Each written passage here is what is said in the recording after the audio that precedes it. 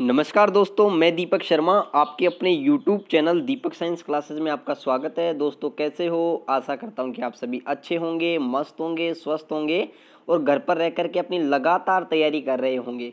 दोस्तों अब मैं आपके लिए केमिस्ट्री की भी सीरीज लेके आया हूं। हम सबसे पहला टॉपिक स्टार्ट कर रहे हैं परमाणु एवं अणु। इसके अंदर मैं आपको 100 से लगभग 150 के आसपास मैं आपको इंपॉर्टेंट क्वेश्चन सोल्व करवा रहा हूं जो विभिन्न प्रतियोगिता परीक्षाओं में पूछे गए हैं। अगर आप कोई भी प्रतियोगिता परीक्षा की तैयारी कर रहे हो जिसके अंदर साइंस अगर आपकी आ रही है तो आप ये क्लास बिल्कुल देखना बिल्कुल भी ना भूलें। और ज़्यादा से ज़्यादा अगर ये क्लास अच्छी लगे तो अपने फ्रेंड सर्किल में आप इस क्लास को ज़रूर शेयर करें। इसकी जो पीडीएफ प्राप्त करने के लिए नीचे डिस्क्रिप्शन में टेलीग्राम चैनल का लिंक दे रखा है, वहाँ पर जाकर के आप इसकी पीडीएफ प्राप्त कर सकते हो। साइंस के इंपॉर्टेंट क्वेश्चनों के जो नोट्स वगैरह हैं उनकी पीडीएफ हैं वो आप प्राप्त कर सकते हो बिल्कुल फ्री के अंदर। मैं आपकी सेवा के अंदर बिल्कुल लगा हुआ हूँ। आप ज़्यादा से ज़्यादा मेहनत करिए, ठीक है, और अपनी जो सपने हैं उनको साकार कीजिएगा। चलो अब शुरुआत करते हैं अपन, ठीक है। हमारा पहला क्वेश्चन है दोस्तों, हमारा पहला क्वेश्चन क्या है कि निम्नलिखित में से कौन सा परमाणु का पार्ट नहीं है।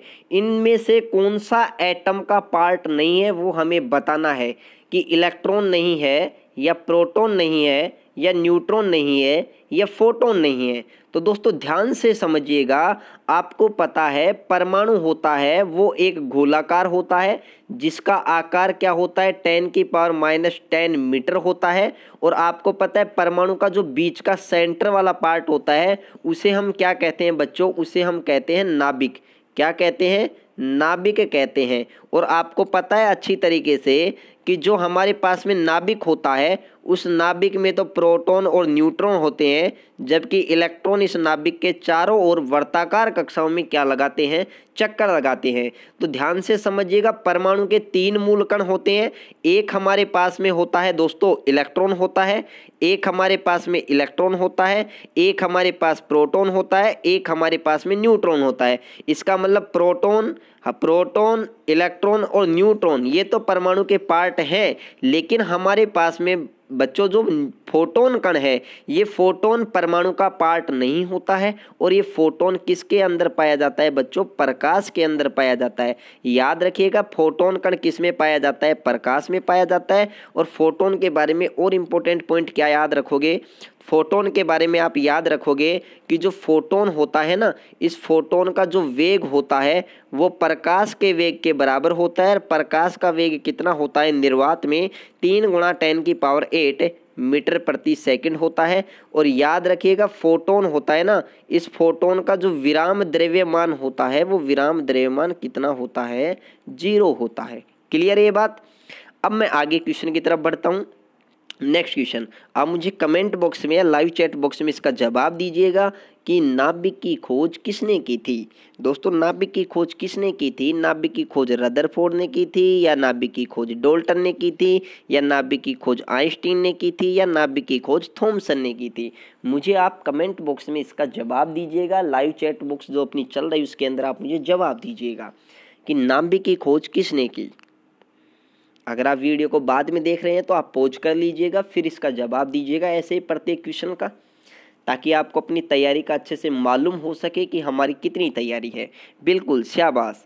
तो दोस्तों ध्यान से समझिएगा, जो नाभिक की खोज की थी वो किसने की थी? रदरफोर्ड ने की थी। ध्यान से समझिएगा, रदरफोर्ड ने एक प्रयोग किया था एल्फा कण प्रकीर्णन प्रयोग। और उस एल्फा कण प्रकीर्णन प्रयोग से एक बात सिद्ध हो गई थी कि परमाणु का जो संपूर्ण द्रव्यमान है, परमाणु का जो संपूर्ण द्रव्यमान है और धनावेश है वो परमाणु के बीच में एक छोटे से भाग में केंद्रित है। और उस छोटे से भाग को, बीच वाले सेंटर वाले पार्ट को रदरफोर्ड ने क्या नाम दिया था?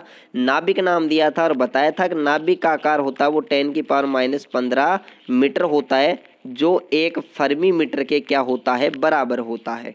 क्लियर है ये बात?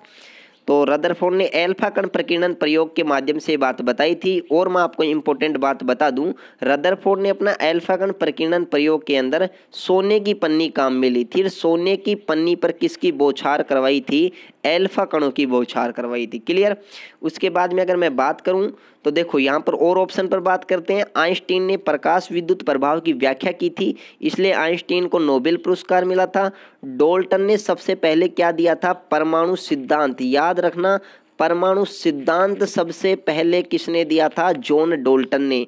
और बच्चों थॉमसन ने इलेक्ट्रॉन की खोज की थी, और जे थॉमसन ने परमाणु का प्लम पुडिंग मॉडल दिया था, जिसे हम किस नाम से जानते हैं? तरबूज मॉडल के नाम से भी जानते हैं और प्लम पुडिंग मॉडल के नाम से भी जानते हैं। थॉमसन ने बताया था कि इलेक्ट्रॉन परमाणु में उसी प्रकार से धसे होते हैं जिस प्रकार से तरबूज में बीज धसे होते हैं। अब आगे बढ़ते हैं नेक्स्ट क्वेश्चन की तरफ कि न्यूट्रॉन की खोज किसने की। तीसरा क्वेश्चन है, न्यूट्रॉन की खोज किसने की। तो दोस्तों आप मुझे कमेंट बॉक्स में कमेंट करके बताइए न्यूट्रॉन की खोज किसने की। न्यूट्रॉन की खोज जे थॉमसन ने की, या जेम्स चैडविक ने की, या रदरफोर्ड ने की, या न्यूटन ने की। अब देखो यहाँ पर एक गलती कर जाते हैं। चलो पहले आप मुझे कमेंट बॉक्स में कमेंट करके बताइएगा कि न्यूट्रॉन की खोज किसने की। जे थॉमसन ने की, या जेम्स चैडविक ने की, या रदरफोर्ड ने की, या न्यूटन ने की। बिल्कुल। अब यहाँ पर गलती क्या कर देते हैं, जिसको पता नहीं होता ना वो क्या सोचता है कि यार न्यू से न्यूटन और न से न्यूट्रॉन, न से न्यूटन, शायद न्यूटन होगा। नहीं, ऐसा हमें तुक्का नहीं लगाना है दोस्तों। न्यूट्रॉन की खोज किसने की थी? याद रखना, न्यूट्रॉन की खोज जेम्स चैडविक नामक वैज्ञानिक ने की थी, 1932 में की थी। और न्यूट्रॉन की खोज नाभिकीय अभिक्रियाओं द्वारा हुई थी। किसके द्वारा? नाभिकीय अभिक्रियाओं द्वारा हुई थी। जब क्या हुआ था? जब बेरिलियम पर अल्फा कणों की बौछार की गई थी। बेरिलियम पर अल्फा कणों की बौछार की गई थी। अल्फा कण हीलियम के नाभिक होते हैं। तो कार्बन का एक अस्थायी नाभिक 4 और 2 6 और 9 और 4 13, ये कार्बन 613 एक अस्थायी होता है, जो बाद में एक न्यूट्रॉन का उत्सर्जन करके कार्बन C6 12 में बदल जाता है। ये 12 और 1 13 हो गए, यहाँ पर 6 और 0 है, तो यहाँ पर ये कार्बन C6 12 में बदल जाता है। एक उदासीन कण निकलता है, इस उदासीन कण को ही हम क्या कहते हैं? न्यूट्रॉन कहते हैं। क्लियर। और इसके लिए जेम्स चैडविक को 1934 में क्या मिला था? नोबेल पुरस्कार मिला था। अब नेक्स्ट आगे बढ़ते हैं कि रदरफोर्ड परमाणु प्रतिरूप किसका अस्तित्व बताता है। जो रदरफोर्ड का जो परमाणु मॉडल है, या मैं प्रतिरूप बोल दूं, वो किसकी स्टेबिलिटी के बारे में बताता है। तो ध्यान से बताइएगा, इसका आंसर क्या होगा? अल्फा कण होगा, या नाभिक होगा, या न्यूट्रॉन होगा, या परमाणु होगा। मुझे जल्दी से लाइव चैट के अंदर आप इसका जवाब दीजिएगा कि रदरफोर्ड परमाणु प्रतिरूप किसका अस्तित्व बताता है। बिल्कुल, गुड, शाबाश। ऐसे ही आप बताते रहें और ज़्यादा से ज़्यादा क्लास को शेयर करते रहें। तो इसका राइट आंसर क्या होगा?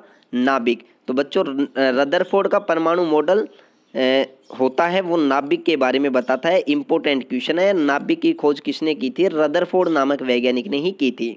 अब ध्यान से समझिएगा, नेक्स्ट क्वेश्चन हमारे पास में आ रहा है कि पदार्थ का सबसे छोटा कण क्या होता है। पदार्थ का सबसे छोटा कण क्या होता है? अणु होता है, या परमाणु होता है, या तत्व होता है, या यौगिक होता है। इसका जल्दी से मुझे लाइव चैट बॉक्स में जवाब दीजिएगा। गुड, शाबाश। तो दोस्तों पदार्थ होता है ना, पदार्थ, उसका सबसे छोटा कण क्या होता है? उसका सबसे छोटा कण परमाणु होता है। जिस तरीके से मानव शरीर की सबसे छोटी इकाई क्या होती है? कोशिका होती है। उसी प्रकार से पदार्थ का सबसे छोटा कण क्या होता है?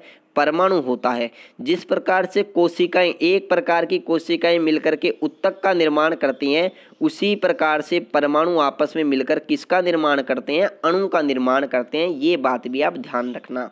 क्लियर। उसके बाद में आगे बात करते हैं क्वेश्चन नंबर 6 के बारे में कि किसी तत्व के परमाणविक भार को किस में मापा जाता है। कोई भी तत्व होता है, उसका जो एटॉमिक मास होता है वो किस में व्यक्त किया जाता है? ग्राम में, मिलीग्राम में, किलोग्राम में, या एएमयू में। मुझे जल्दी से कमेंट करके बताइएगा दोस्तों कि किसी भी तत्व का जो परमाणु भार होता है वो किस में व्यक्त किया जाता है। बिल्कुल, शाबाश।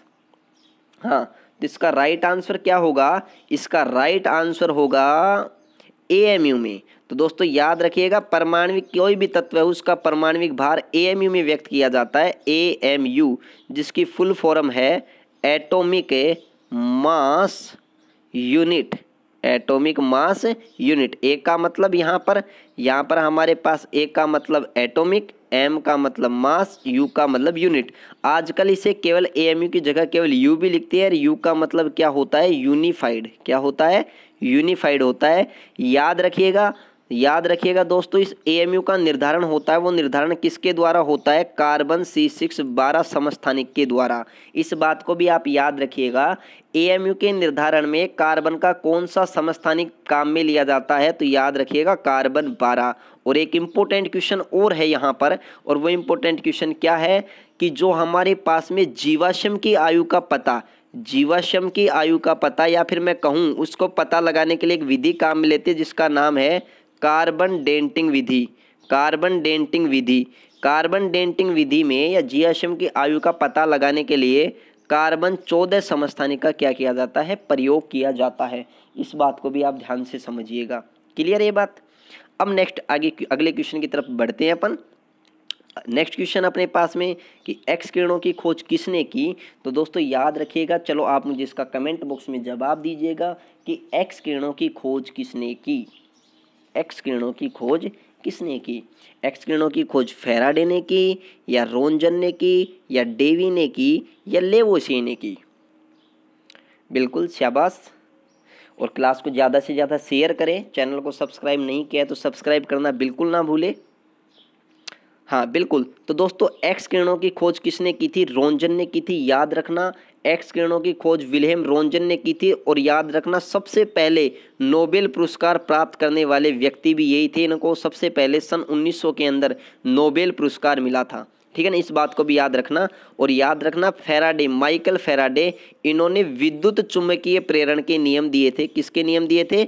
विद्युत चुम्बकीय प्रेरण के नियम दिए थे, जिस पर विद्युत मोटर आधारित होती है।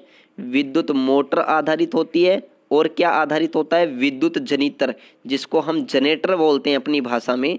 विद्युत जनित्र और विद्युत मोटर विद्युत चुम्बकीय प्रेरण के सिद्धांत पर आधारित होते हैं, जो माइकल फैराडे ने दिए थे। क्लियर? इसके अलावा आप ये भी याद रखिएगा कि हमारे पास में लेवोसिए होता है। इस लेवोसिए को रसायन विज्ञान का पितामह कहा जाता है। किसका पितामह कहा जाता है? रसायन विज्ञान का पिता। पिता किसे कहा जाता है? फादर ऑफ केमिस्ट्री लेवोसिए को कहा जाता है। इस बात को भी याद रखिएगा। नेक्स्ट क्वेश्चन अपने पास में है कि जो परमाणु की प्रभावी त्रिज्या है, परमाणु की प्रभावी त्रिज्या क्या होती है? मतलब परमाणु की त्रिज्या पूछ ले या परमाणु का आकार पूछ ले तो क्या होता है? आप इसका जवाब क्या दोगे? तो याद रखना दोस्तों, क्या होता है मुझे कमेंट बॉक्स में जल्दी से बताइए कि परमाणु की त्रिज्या क्या होती है? 10 की पावर -15 मीटर होती है, या 10 की पावर -13 मीटर होती है, 10 की पावर -10 मीटर होती है, या 10 की पावर -8 मीटर होती है? बिल्कुल वीडियो को पॉज कीजिएगा और इसका जवाब दीजिएगा कि परमाणु की त्रिज्या कितनी होती है। हाँ, तो इसका राइट आंसर होगा वो क्या होगा? ध्यान से समझिएगा। हमारे पास में कि जो परमाणु की जो त्रिज्या होती है ना, परमाणु की त्रिज्या वो कितनी होती है? 10 की पावर -10 मीटर, जिसे हम कहते हैं 1 एंगस्ट्रॉम। ठीक है। और अगर मीटर को सेंटीमीटर में चेंज करेंगे तो 1000 से गुणा करेंगे। 1000 का मतलब क्या होगा? 10 की पावर 2 होगा। क्लियर? 10 की पावर 2। तो याद रखना यहाँ पर 10 की पावर -10 है और इंटू 10 की पावर 2 क्या है? प्लस की है। तो अगर सेंटीमीटर में बात करेंगे तो 10 की पावर हमारे पास में क्या जाएगा? 8 सेंटीमीटर। तो याद रखना यहाँ पर देखोगे ना अच्छी तरीके से एक को 10 की पावर 15 मीटर, ये परमाणु की त्रिज्या नहीं है। ये 13 मीटर है, ये भी नहीं है। या तो सेंटीमीटर में बोले तो 10 की पावर -8 सेंटीमीटर, यहाँ पर 10 की पावर -10 सेंटीमीटर है। अगर 10 की बात करें तो मीटर में होना चाहिए, और यहाँ पर देखो 10 की पावर -8 मीटर है। तो यहाँ पर हमें थोड़ा सा इस बात को याद रखना है। यहाँ पर ये ऑप्शन जो डी है वो क्या होगा? थोड़ा सा हम करेक्शन कर लेंगे, इसको सेंटीमीटर कर लेंगे। ठीक है ना? तो ये हमारा क्या होगा? राइट आंसर होगा। ठीक है ना? थोड़ा सा ये मिस्टेक हो गई यहाँ पर, लेकिन मैं PDF में इसको बिल्कुल सही कर दूंगा, कोई दिक्कत वाली बात नहीं है। चलो नेक्स्ट अगले क्वेश्चन की तरफ बढ़ते हैं। नेक्स्ट क्वेश्चन है एल्यूमिनियम नाभिक पर आवेश कितना होता है? तो याद रखना बच्चों, एल्यूमिनियम नाभिक पर आवेश कितना होता है? जल्दी से मुझे कमेंट करके बताइए यहाँ पर कि एल्यूमिनियम नाभिक पर आवेश कितना होता है। आपको 4 ऑप्शन दे रखे हैं, शून्य, ऋणावेश, धनावेश, इनमें से कोई नहीं। तो याद रखना बच्चों, नाभिक के अंदर 2 चीज़ होती है, प्रोटॉन और न्यूट्रॉन। प्रोटॉन होता है वो एक धनावेशित कण है, और जबकि न्यूट्रॉन होता है उस पर कोई आवेश नहीं होता है। तो जो प्रोटॉन पर आवेश होगा वो वही आवेश किस पर होगा, नाभिक पर होगा। इसका मतलब नाभिक पर जो आवेश होगा वो कैसा होगा, धनावेश होगा। तो इसका राइट आंसर क्या होगा, सी होगा। क्लियर। अब नेक्स्ट क्वेश्चन की तरफ अपन आगे बढ़ते हैं। अगर अभी तक आपने चैनल को सब्सक्राइब नहीं किया तो सब्सक्राइब जरूर कर ले, बेल आइकन दबाना बिल्कुल ना भूलें, ठीक है ना। अब देखो नेक्स्ट 10 क्वेश्चन क्या है हमारे पास में, इलेक्ट्रॉन की खोज किन किरणों से हुई है। तो दोस्तों याद रखना, मुझे कमेंट बॉक्स में दीजिएगा जवाब कि इलेक्ट्रॉन की खोज किन किरणों से हुई है। एक्स किरण से हुई है, या केनाल किरण से हुई है, या कैथोड किरण से हुई है, या इनमें से कोई नहीं। मुझे जल्दी से इसका आंसर कमेंट बॉक्स में दीजिएगा कि इलेक्ट्रॉन की खोज हुई है वो किन किरणों से हुई है। बिल्कुल शाबाश, जवाब आ रहे हैं बिल्कुल राइट। हाँ, तो इलेक्ट्रॉन की खोज दोस्तों याद रखना कैथोड किरणों से हुई है, जबकि प्रोटॉन की खोज केनाल किरण, जिसे हम क्या कहते हैं, एनोड किरण भी कहते हैं, उन एनोड किरणों से हुई है। और जबकि इलेक्ट्रॉन की खोज है ना वो कैथोड किरणों से हुई है। कौन सी किरणों से हुई है, कैथोड किरणों से हुई है। और कैथोड किरणों की खोज का श्रेय किसे दिया जाता है, विलियम कुक्स को दिया जाता है। किसको दिया जाता है, विलियम कुक्स को दिया जाता है। इस बात को ध्यान से समझिएगा। नेक्स्ट क्वेश्चन अपने पास में कि इलेक्ट्रॉन पर आवेश कितना होता है। इलेक्ट्रॉन पर आवेश कितना होता है, तो याद रखिएगा पहली बात, इलेक्ट्रॉन पर आवेश नेगेटिव होता है। और नेगेटिव में कितना होता है, -1.6 इंटू 10⁻⁻19 कूलाम होता है। मतलब यहाँ पर भी माइनस और यहाँ पर भी माइनस। तो यहाँ पर इलेक्ट्रॉन पर आवेश होगा वो माइनस का होता है, -1.6 इंटू 10⁻⁻19 कूलाम होता है। तो इसका राइट आंसर होगा वो हमारे पास में क्या होगा, ए होगा। क्लियर। अब देखो इलेक्ट्रॉन पर आवेश के बारे में और याद रखना यहाँ पर 12वां क्वेश्चन आ ही गया है, ठीक है। तो 12वें क्वेश्चन का आप मुझे जवाब दीजिएगा कि इलेक्ट्रॉन पर आवेश का मापन किस वैज्ञानिक ने किया था। जल्दी से मुझे कमेंट बॉक्स में इस बात का जवाब दीजिएगा कि डाल्टन ने किया था, या थॉमसन ने किया था, या रदरफोर्ड ने किया था, या मिलिकन ने किया था। इलेक्ट्रॉन पर आवेश का मापन किसने किया था, इलेक्ट्रॉन पर आवेश का मापन किसने किया था। हाँ बिल्कुल शाबाश, गुड। हाँ, तो इसका राइट आंसर क्या होगा, इलेक्ट्रॉन पर दोस्तों आवेश का मापन किसने किया था। देखो डाल्टन ने तो सबसे पहले परमाणु सिद्धांत दिया था, थॉमसन ने इलेक्ट्रॉन की खोज की थी, ठीक है। रदरफोर्ड ने नाभिक की खोज की थी, प्रोटॉन के बारे में बहुत सारी डिटेल बताई थी। और रदरफोर्ड को याद रखना नाभिकीय भौतिकी का जनक भी कहते हैं।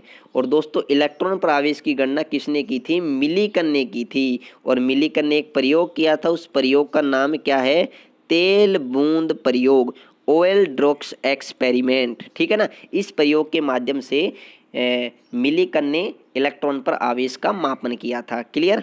नेक्स्ट दोस्तों, परमाणु का सबसे हल्का मूलकण कौन सा है। तो मुझे क्वेश्चन नंबर 13 का कमेंट बॉक्स में जवाब दीजिएगा कि परमाणु का जो सबसे हल्का मूलकण होता है। मूलकण का मतलब आपको पता है मूलकण कितने होते हैं, 3 होते हैं, इलेक्ट्रॉन, प्रोटॉन और आपके पास न्यूट्रॉन, एक होता है न्यूट्रॉन। तो परमाणु का सबसे हल्का मूल कण कौन सा है, इलेक्ट्रॉन है, प्रोटॉन है, या इलेक्ट्रॉन है, या न्यूट्रॉन है, या फोटोन है। तो फोटोन तो मूल कण है नहीं। तो एक तो ये तो क्लियर हो गया है, इन 3 में से हमें आंसर देना है। हाँ बिल्कुल शाबाश। तो याद रखना परमाणु का जो मूल कण होता है, सबसे हल्का मूल कण होता है, वो कौन सा होता है, इलेक्ट्रॉन होता है, याद रखिएगा। नेक्स्ट क्वेश्चन, परमाणु का सबसे भारी मूलकण है। जब सबसे हल्का मूलकण अगर इलेक्ट्रॉन है तो सबसे भारी मूलकण कौन सा होगा। इसका भी आंसर आप कमेंट बॉक्स में दीजिएगा कि परमाणु का सबसे भारी मूलकण कौन सा होता है। बिल्कुल शाबाश, गुड। हाँ, तो परमाणु का सबसे भारी मूलकण कौन सा होता है, इलेक्ट्रॉन होता है, या न्यूट्रॉन होता है, या प्रोटॉन होता है। मेसोन परमाणु का मूलकण नहीं होता, इस बात को याद रखिएगा। हाँ बिल्कुल शाबाश। तो परमाणु का जो सबसे भारी मूलकण होता है वो कौन सा होता है, न्यूट्रॉन होता है, याद रखिएगा दोस्तों। परमाणु का सबसे भारी मूलकण होता है वो न्यूट्रॉन होता है, उससे हल्का कौन सा होता है, प्रोटॉन, और सबसे हल्का कौन सा होता है, इलेक्ट्रॉन होता है। इस बात का ध्यान से समझिएगा। क्लियर। नेक्स्ट क्वेश्चन की तरफ आगे बढ़ते हैं कि पॉजिट्रॉन की खोज किसने की थी। पॉजिट्रॉन की खोज किसने की थी, थॉमसन ने की थी, या डाल्टन ने की थी, या एंडरसन ने की थी, या युकावा ने की थी। इसका राइट आंसर आप मुझे कमेंट बॉक्स में जवाब दीजिएगा कि जो हमारे पास में पॉजिट्रॉन होता है उसकी खोज किसने की थी? बिल्कुल शाबाश। तो याद रखना, थॉमसन ने तो इलेक्ट्रॉन की खोज की थी, और एक थॉमसन ने परमाणु का तरबूज मॉडल दिया, या मैं कहूँ प्लम पुडिंग मॉडल दिया। डाल्टन ने सबसे पहले परमाणु सिद्धांत दिया। क्या दिया? परमाणु सिद्धांत दिया। ठीक है। एंडरसन ने, याद रखना यहाँ पर पॉजिट्रॉन की खोज किसने की थी? एंडरसन ने की थी। और मैं आपको बता दूं पॉजिट्रॉन के बारे में और अच्छी अच्छी बातें मैं आपको बता दूं, तो याद रखना पॉजिट्रॉन है ना, वो इलेक्ट्रॉन का क्या है? एंटी कण है। क्या है? एंटी कण है। एंटी कण का मतलब इलेक्ट्रॉन पर अगर आवेश ऋणात्मक है तो पॉजिट्रॉन पर आवेश धनात्मक है, तो पॉजिट्रॉन को ई पॉजिटिव से प्रदर्शित करते हैं। तो याद रखना पॉजिट्रॉन पर जो आवेश होता है वो क्या होता है? प्लस का होता है, पॉजिटिव होता है। और याद रखना इस पॉजिट्रॉन की जो खोज करने वाला साइंटिस्ट था वो कौन था? एंडरसन। इस बात को भी याद रखना। नेक्स्ट क्वेश्चन की तरफ आगे बढ़ता हूँ। क्वेश्चन नंबर 16 याद रखना, नाभिकीय बलों के लिए कौन सा कण उत्तरदायी होता है? कौन सा कण है जो नाभिकीय बलों का कारण बनता है, जिसके कारण नाभिकीय बल उत्पन्न होते हैं? मुझे जल्दी से कमेंट बॉक्स में जवाब दीजिएगा। पॉजिट्रॉन होता है, या प्रोटॉन होता है, या न्यूट्रॉन होता है, या मेसोन होता है? मुझे जल्दी से कमेंट करके जवाब दीजिएगा कि नाभिकीय बलों के लिए कौन से कण उत्तरदायी होते हैं। इसका जल्दी से जवाब दीजिएगा। बिल्कुल शाबाश, गुड गुड, शाबाश। तो याद रखना पॉजिट्रॉन भी नहीं होता, प्रोटॉन भी नहीं होता, न्यूट्रॉन भी नहीं होता, और इसका राइट आंसर क्या है? मेसोन। याद रखना मेसोन कणों के कारण ही नाभिकीय बल लगते हैं, और नाभिकीय बल के कारण ही नाभिक में प्रोटॉन और न्यूट्रॉन बंधे होते हैं। तो याद रखना नाभिक में प्रोटॉन व न्यूट्रॉन जिस बल द्वारा बंधे होते हैं उसे क्या कहते हैं? नाभिकीय बल कहते हैं। और याद रखना नाभिकीय बलों के बारे में कुछ इंपॉर्टेंट पॉइंट याद रखना। नाभिकीय बलों की जो खोज है ना, खोज वो किसने की थी? युकावा नामक वैज्ञानिक ने। नाभिकीय बल किसके कारण लगते हैं? मेसोन कण के कारण लगते हैं। याद रखना और इम्पोर्टेंट बात क्या है? और इम्पोर्टेंट बात ये है ये केवल नाभिक के अंदर ही लगते हैं। इसका मतलब इनका जो परास होता है वो 10⁻⁻15 मीटर होता है। मतलब ये लघु परासी होते हैं। क्या होते हैं? लघु परासी होते हैं। लेकिन याद रखना ये प्रकृति के सबसे प्रबल बल हैं।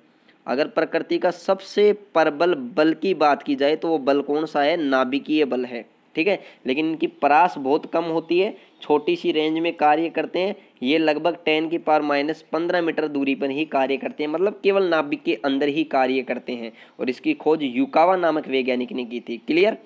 अब हम आगे बढ़ते हैं नेक्स्ट कि प्रकाश में कौन से कण उपस्थित होते हैं। तो इसका जवाब तो मैंने आपको बहुत बार बता दिया है कि प्रकाश के अंदर कौन से कण होते हैं। तो याद रखना दोस्तों प्रकाश के अंदर कौन से कण होते हैं? फोटोन कण होते हैं। क्लियर ये बात।